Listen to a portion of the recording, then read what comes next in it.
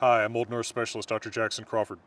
Today on my channel, I'll be discussing one of the Icelandic saga's most unique, most famous, and possibly most reprehensible characters. There are probably three of the sagas of Icelanders that are considered really the core central sagas that you're going to find in any class about the sagas. I would say those are Laxdæla Saga, the saga of the people of Laxdæla is how it's typically translated in English, Njál's Saga, and Egill Skalla-Grímssonar, the saga of Egill Skalla-Grímsson. Let me make a note real quick about how I'm pronouncing these names because this will be applicable throughout this video. In modern Icelandic, Egill's name is pronounced pretty differently. In modern Icelandic, he is Egill Skalla-Grímsson. In reconstructed 1200s Old Norse, a language of about when the saga was written, this would have been pronounced Egill Skalla-Grímsson. So I use the reconstructed Old Norse pronunciation consistently in my videos. The same thing applies to something like the title of Laxdæla Saga. Modern Icelandic, that's Laxdæla Saga and isn't Laxdæla Saga. I'm emphasizing it weirdly because I'm pronouncing this vowel, and it's not even spelled the same. So this may not sound exactly like what you expect it to sound like, but I do prefer to use the reconstructed Old Norse pronunciation. Now, let's talk a little bit about Egill Saga, kind of the meta information as we get into it. This saga is probably written in about the 1220s, and it has often been speculated that it is the work of Snorri Sturluson, the author of the Prose Edda and of Heimskringla. Personally, I fall in the camp that does not think that Snorri wrote this saga. The attitude toward the Norwegian kings is quite different. Heimskringla has a very favorable view of the Norwegian kings. Egill Saga has a very negative view of the Norwegian kings. And we also see differences of detail, such as who the children of King Eiríkr Bloodaxe are in Egill Saga versus in Heimskringla. So, as a basic statement of position, I don't think that it's Snorri's work. Although, you know, I don't think you can prove it one way or the other. Medieval manuscripts aren't signed. And it's not like we have the original manuscripts of any of these anyway. Egill's saga is not quite a heroic saga, perhaps in the sense that something like, say, the saga of the Volsungs, although that's a different genre, that's a mythical saga, or even in the sense that parts of Njál's Saga, such as the parts that talk about Gunnar, are. We don't necessarily seem like we're supposed to like Egill that much. I mean, he is a jerk. So even though he's the protagonist, don't necessarily take anything and everything that he does as being indicative of something that Norse society would favor. Right? Often the most entertaining people to talk about are not necessarily the most straight-laced. Right? If you think about modern movies, people often prefer the anti-hero. And in my own family's stories, we tell a lot more stories about the guys who got in trouble than about the people who never did. So it's entertainment, and I hope you can take it that way in my own retelling here. But note that in my retelling, at least for the series of videos that I'm going to do here in November, maybe into December 2018, in talking about Egill Skallagrímsson, I am not going to talk about the entire saga because a good portion, almost a third-ish of his saga, actually isn't about him. It's about his grandfather, his uncle, and his father. I want to focus on Egill because from a modern novel perspective, say, those chapters about his ancestors are essentially a prologue. They're kind of an episode 1 to the real story. So let me talk about Egill himself. He's really interesting right from his youth. He's already a great skald and a great killer and jerk at the age of 3. So Egill is born to Skallagrímr Kveldulfsson.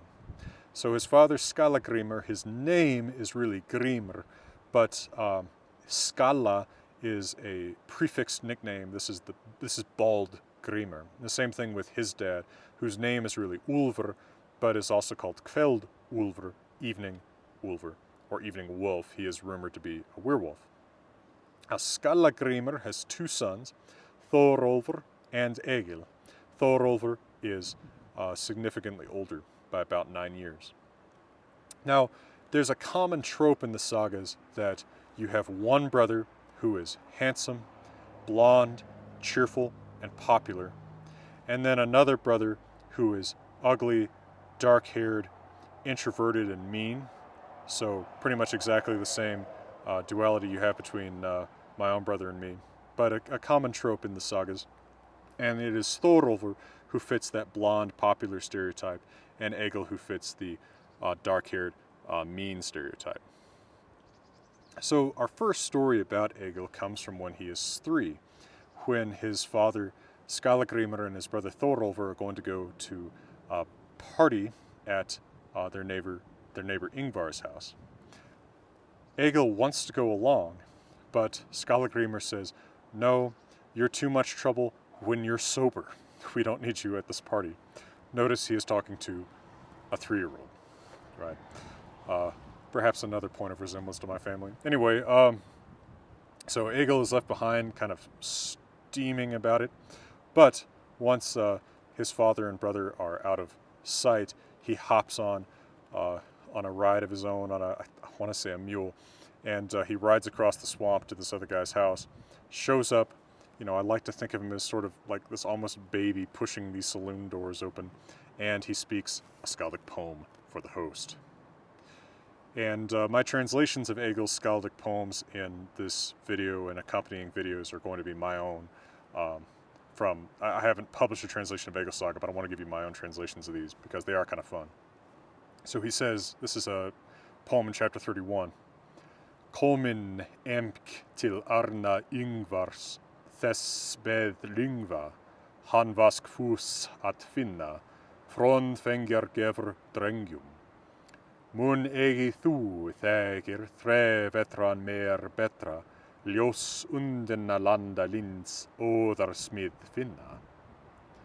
I've come to Ingvar's place, I was eager to visit him, the one who gives drengers gold. Generous man, you will not find a better 3-year-old poetry welder than me. And so Ingvar is impressed, gives Egill some duck eggs as payment for his poem, and Egill composes some more poems and ends up having a nice evening at the party. Alright, so now we move into a little bit of a digression. Egill Saga certainly has digressive elements, although the digressions are not as long and not as extreme as in Jarl Saga, certainly as in Laxdæla Saga. We hear that Skallagrímr, Egill's father, has a friend back in Norway named Thorir, who is a Jarl or local ruler. Thorir has a sister named Thora, and she shows up in Iceland at Skallagrímr's place in the company of a Norwegian stranger named Bjorn.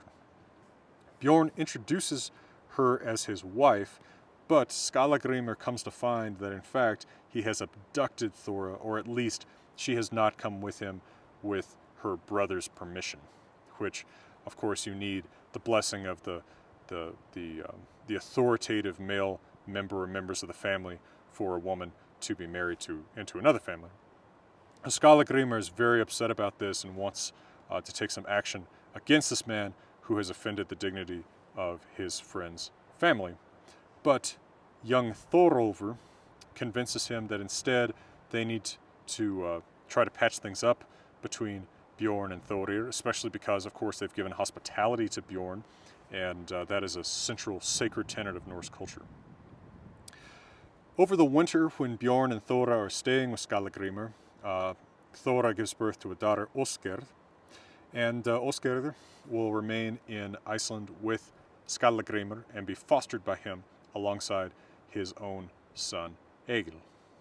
Meanwhile, Thorolfr goes back with Thorir to Norway, where he goes back with Bjorn to Norway, where he negotiates peace with Thorir, the brother of the woman who was taken without his permission.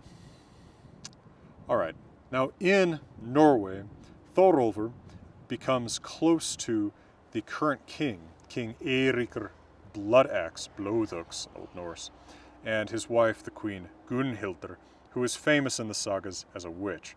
We've met her in that capacity in Jarl Saga. Meanwhile, back in Iceland with Egill and his father Skallagrímr, Skallagrímr throws a lot of parties and festivals, and he likes to have sports matches. So there are wrestling matches between the adult men and also between the boys. Egill is now 7, and he winds up in a wrestling match with a boy who is much older, 10 or 11, and much stronger and bigger, and so this kid easily defeats Egill. And Egill is not a good sport about it and goes pouting away, and a neighbor man named Thorður happens to hand him an axe of a type that the saga says was popular at this time. And so Egill goes right back. He takes the signal, I suppose, or his own imagination takes the signal how he wants to, and he goes back to where the boys are wrestling, and he kills the kid that beat him at wrestling with an axe to the brain. So we now have a 7-year-old murderer, but naturally it's not just at this one killing that this is going to stop. This is the feuding medieval Icelandic society after all. And so Egill, of course, by killing this kid, ends up starting a conflict between all the adults, and numerous men are killed. 7 men are killed in the ensuing fight. So Skallagrímsson is pretty disappointed in Egill for a while, doesn't speak with him, but when Egill comes home from this event, his mother praises him and says he has the making of a Viking. And it is on this occasion that Egill speaks one of his most famous poems to this day. That mælti mín móðir. My mother said that. So this goes as follows. That mælti mín móðir at mér skyldi kápa flói og fagrar órar. Fara og brott með vikingum. Standa upp í stafni. Stýra dýrum knerri. Halda svo til hafnar. Höggva mann og annan. My mother told me they ought to buy me a ship and good oars. I ought to go with Vikings, stand up in the ship, steer the good ship, sail into harbor, kill one man after another. Well, Skallagrímsson is not happy about this, as I mentioned, so he remains quite sour. And finally, Egill actually remains good friends with this guy, Thorður, who gave him the axe. And occasionally, Thorður comes over and wrestles with Egill, but one day in the middle of their wrestling, Skallagrímsson comes into the middle of it and kills Thorður. This is in the evening. It's implied perhaps that he's inherited a little bit of his father's werewolfness. Now he's in a berserker rage. He turns to kill Egill too, but one of his own slave women comes out and distracts him and says, it would be shameful to kill your own boy. But he follows her instead, unfortunately, and chases her off of a cliff. She dives off the cliff. He picks up a boulder, throws it after her for good measure. But Egill is going to get back at his dad.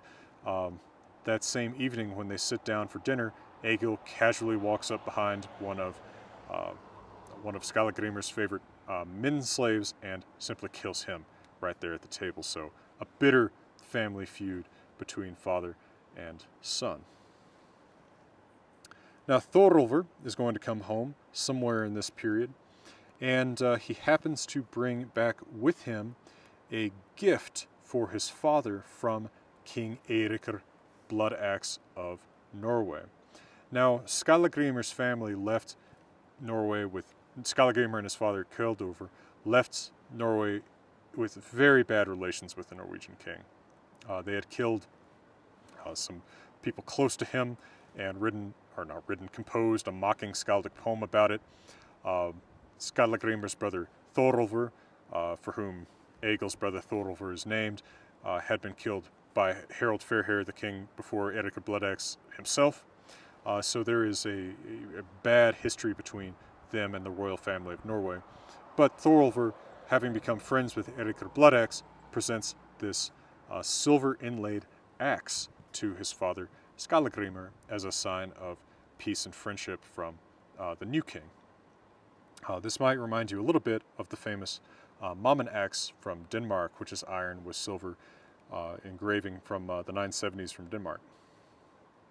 But Skallagrímsson is not impressed with the gift, or simply has no desire whatsoever to ever be friends with King Egill Bloodaxe, and so he uses it foolishly. Of course, this is a decorative item, right? You wouldn't go chopping around with something silver inlay, but he uses it to chop through the necks of 2 of his cattle who are have their necks positioned over a rock, and so the axe chips.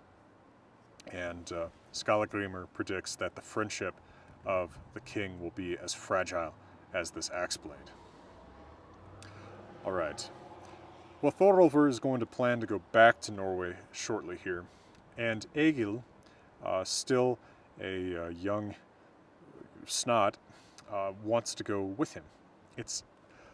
I'm not 100% sure on the math of where exactly Egill is here, but he seems to still be about 7. Not that much time, I think, has passed since the wrestling match.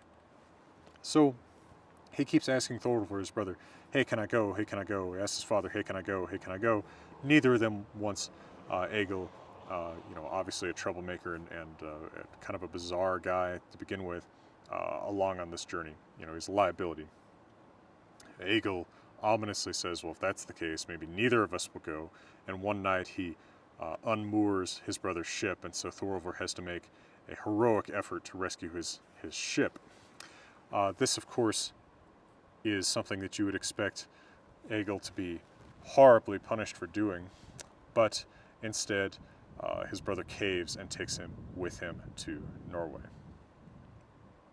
Now, back in Norway, they stay at Thorir's place. Remember, Thorir is the old friend of Skallagrímsson, the Jarl, and Thorolfr is about to get married to Osgerðr, the daughter of Thorir's sister Thora and Bjorn, who was fostered by Skallagrímsson in Iceland. And so he and Osgerðr and a big following, including Thorir himself, go off to an island for the wedding ceremony, but Egill gets sick and he's left behind with Olvir, who is the tax collector for Thorir. But, Egill gets better and Olvir has work to do, and so when Olvir needs to go to an island owned by a man named Borðr to collect some taxes, Egill goes along for some relief from the boredom. Now, at the house of this Borðr character, they are allowed to stay the night. Again, hospitality being a central tenet of the culture. But Borðr apologizes and says, I wish that I had some beer or mead to offer you, but I'm all out. All I can offer you are milk and curds. So Egill, of course, and Olvir are understanding about it. That's all you have to offer. Fine. But that night, while they are staying out in his barn, King Egill Bloodaxe himself and Queen Gunhild happen to stop by and enjoy the hospitality of Borðr. These sagas are often kind of plot convenience land as far as these things go. How when you're staying at the Motel 6 and Queen Elizabeth shows up, it's pretty probable. Anyway, it turns out Borðr is a friend of Gunhildr's, at least. And so Egill Bloodaxe and Gunhildr then notice that Borðr must have some other guests because he's leaving sometimes to go take something to someone in the barn. And the king says, let's be generous, let's include them in our feasting tonight. They're having quite a feast. So Egill and Olvir come over, but now Egill is mad because Borðr did have beer and he lied about it. So he says in one of his skaldic poems, this one's in chapter 44, Sogþúð sverri flagða sumleklu kumbla, því telk brjótar þar spletuð, bragð vísan þykk dísir, launduð alls til illa, ókunna þeir runna, illt hafið bragð of brugðið, Borðr hugar fori. You told this warrior there wasn't enough beer where you worship spirits. You're a lying grave robber. For evil purposes you hid your thoughts' true course from strangers, from guests. Borðr, that was an evil prank. So Egill's protest at having been denied beer is not only to skaldically insult his host, but also to try to drink every single drop of alcohol that he owns. Well, our host, Borðr, is not very happy about this, so he goes to Queen Gunnhildr, who is a witch, and asks her to come up with some kind of concoction to poison Egill as punishment for this. She mixes something up, and Borðr has it brought to Egill in a drinking horn.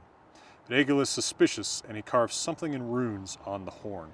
He then smears those runes with his horn, with his blood, and this causes the horn to explode, I suppose a magic effect of detecting the poison. And he says this poem. Ristum rún ó horni, rjóðum spjöll í drøyra, þau velk orð til ørna, oaths dyrs vida róta, drekkum veg sem viljum, vel glíadra þýja, vittum hve oss of eyri ol, that's Borðr signdi. I cut a rune on the horn. I smeared the letters then, colored them in my blood. I chose words for the horn. As much as I want to drink what the happy slaves bring, I know what comes for me from beer that Borðr blesses. And so he kills Borðr, having determined that he was trying to poison him with this drinking horn. Well, folks, I hope you've enjoyed the adventures and poetry of young Egill, and I'll be back in a video in the near future with more of his adventures and poetry from his adulthood. In the meantime, I hope that if you're interested in Norse language, myth, poetry, sagas, or whatever, that you'll check out the other videos on my channel. There's more than 250 now, covering all aspects of Old Norse language and literature. I'm supported by generous Patreon donations. Some of my Patreon supporters are thanked at the end of this video. And I also have translated the Poetic Edda, as well as the Saga of the Volsungs, which includes the Saga of Ragnar Lothbrok, both of which will be or are available as audiobooks now. The Poetic Edda audiobook is available as of November 13th, 2018, and the Saga of the Volsungs audiobook shortly. For now, from beautiful Colorado, I'm wishing you all the best.